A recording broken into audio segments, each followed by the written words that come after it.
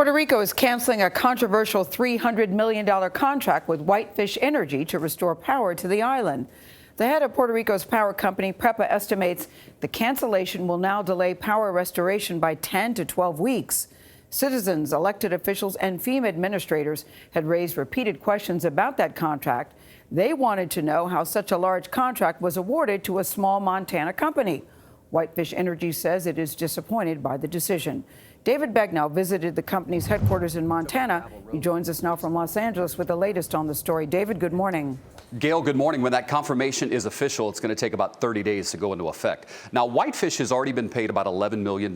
They've billed for another $10 million, and it could take an additional 10 to send all the Whitefish workers back home to the mainland. So that would be about $30 million of a $300 million contract. And remember, while we're talking about all this, 70% of Puerto Rico is still in the dark this morning.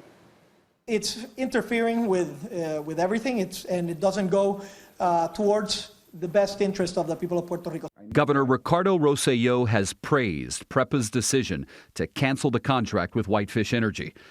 But San Juan Mayor Carmen Yulín Cruz, who was an early and fierce critic of the contract, says it needs to be voided entirely due to a single clause.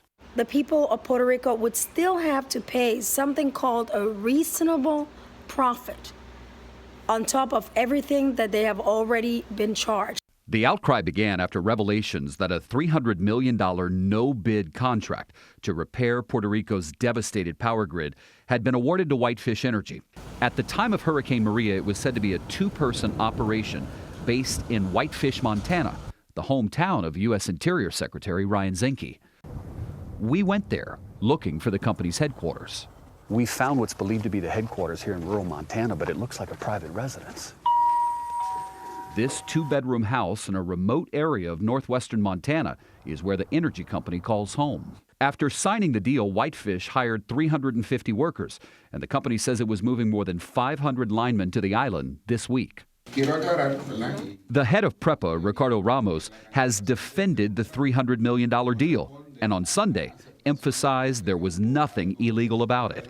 In a statement, Whitefish said the decision will only delay what the people of Puerto Rico want and deserve: to have the power restored quickly. There can be no distraction whatsoever that alters the course of action so that we can elevate and restore our energy system in Puerto Rico.